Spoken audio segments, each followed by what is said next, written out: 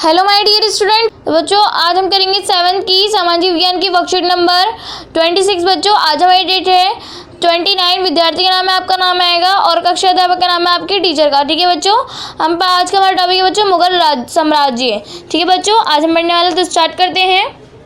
प्यारे बच्चों, पिछले कुछ कार्यपत्रकों में हमने प्रमुख मुगल सम्राटों और उनके कार्यकाल के दौरान के प्रमुख अभियानों और घटनाओं के बारे में जाना। आइए अब उनकी प्रशासनिक नीति के बारे में कुछ जानकारी इकट्ठा करते हैं। ठीक है बच्चों, शुरुआत में मुगलों ने उन शासकों के विरुद्ध लगातार अभियान किए जिन्होंने उनकी सत्ता को स्वीकार करने में इनकार कर दिया।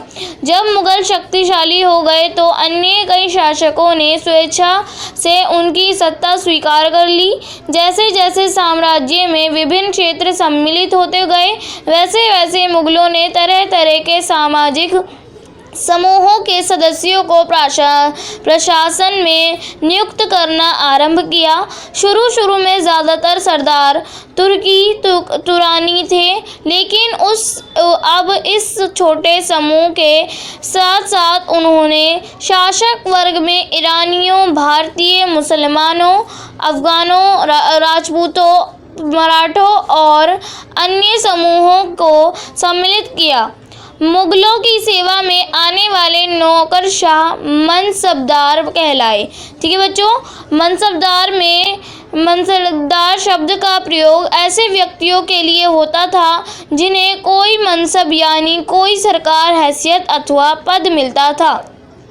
यह मुगलों द्वारा चलाई गई श्रेणी व्यवस्था थी जिनके जरिए पद, वेतन एवं 3 सैन्य उत्तरदायित्व निर्धारित किए जाते थे। पद और वेतन का निर्धारण जात की संख्या पर निर्भर था। जात की संख्या जितनी अधिक होती थी, दरबार में अभिजात की प्रतिष्ठा उतनी ही बढ़ जाती थी और उसका वेतन भी उतना ही अधिक होता था।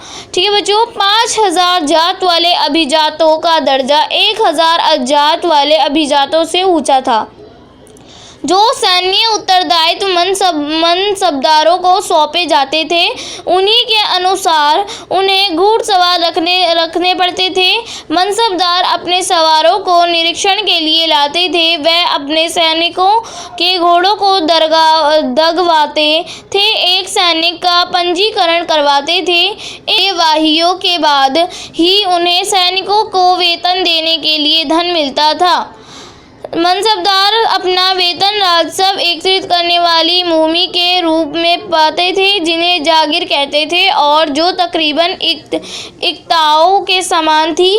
परंतु मनसबदार मुक्तियों से भिन्न अपने जागीरों पर ही रहते थे और ना ही उन पर प्रशासन करते थे।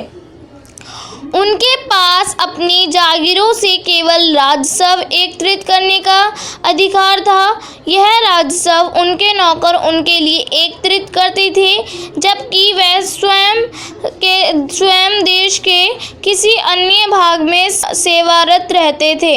ठीक है बच्चों, यहाँ पर हमें चित्र में दिखा रखा है बच्चों अपने सवारों के साथ एक मनसबदार अभियान पर। ठीक है बच्चों, फिर नीचे पढ़ लेते हैं अकबर के शासनकाल के दौरान और औरंगजेब के शासनकाल के दौरान बच्चों। तो फर्स्ट है 29 ऐसे मनसबदार थे जो 5000 जात की पदवी के थे। ठीक है बच्चों, और सेकंड पॉइंट है जागीरों का सावधानी पूर्वक आकलन किया जाता था ताकि इनका राजस्व मनसबदार के वेतन के तकरीबन बराबर रहे। ठीक है बच्चों, फिर यहाँ पे औरंगजेब के शासनकाल के दौरान 5000 जात की पदवी के मनसबदारों की संख्या 79 हो गई। ठीक है बच्चों, फिर सेकंड पॉइंट है इसका राजस्व मनसबदार के वेतन में बहुत कम था। मनसबदारों की संख्या में भी अत्यधिक वृद्धि के कारण उन्हें उन्हें जागीर मिलने से पहले एक लंबा इंतजार करना पड़ा था। इन सभी कारणों से जागीरों की संख्या में कमी हो गई। फलस्वरूप कई जागीरदार जागीर रहने पर यह कोशिश करते थे कि वह हो गई जितनी राजस्व वसूल कर सके कर लें। अपने शासनकाल के अंतिम वर्ष में औरंगजेब इन परिवर्तनों पर नियंत्रण नहीं कर पाया।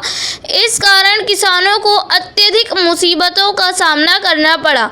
ठीक है बच्चों, अब नीचे हमें निम्नलिखित प्रश्नों के उत्तर दीजिए। तो बच्चों हमें यहाँ पर कुछ 3 क्वेश्चंस दे रखे हैं, हम फटाफट से एक करके इन तीनों क्वेश्चनों को कर लेते हैं बच्चों। तो हमारा बच्चों फर्स्ट क्वेश्चन है, मनसबदार और जागीर में क्या संबंध था। तो आप इसका उत्तर लिखेंगे, मनसबदार शब्द का प्रयोग ऐसे व्यक्तियों के लिए होता था जिन्हें कोई मनसब यानी कोई सरकार हैसियत अथवा पद मिलता था। वही जागीर उस भूमि के टुकड़े को कहा जाता था जिसके राजस्व से मनसबदार को वेतन दिया जाता था। ठीक है बच्चों, फिर हमारा सेकंड क्वेश्चन है, मुगलों के लिए केवल तुरानी या ईरानी ही नहीं बल्कि विभिन्न पृष्ठभूमि के मनसबदारों की नियुक्ति क्यों महत्वपूर्ण थी। तो बच्चों आप इसका उत्तर क्या लिखेंगे, मुगलों का साम्राज्य बढ़ने से बहुत अधिक मात्रा में पदाधिकारियों की आवश्यकता पड़ी, इसलिए विभिन्न पृष्ठभूमि के मनसबदारों की नियुक्ति की महत्वपूर्ण थी। ठीक है बच्चों, फिर हमारा थर्ड क्वेश्चन है, यदि जात एक मनसबदार के पद और वेतन का घोतक था तो सवार क्या दिखाता था। तो बच्चों आप इसका उत्तर क्या लिखेंगे, सवार घुड़सवार सैनिक की संख्या का घोतक था। ठीक है बच्चों, तो बच्चों आज की वर्कशीट हमारी यहीं पर कंप्लीट होती है। और अगर आपने मेरे चैनल को सब्सक्राइब नहीं किया है तो प्लीज़ मेरे चैनल को सब्सक्राइब कर लीजिए और बेल आइकन को ऑल पे सेट कर दीजिए ताकि मेरे आने वाली हर वीडियो का नोटिफिकेशन आपको सबसे पहले मिले। ठीक है बच्चों, तो मिलते हैं नेक्स्ट वीडियो में, तब तक के लिए टेक केयर, गुड बाय।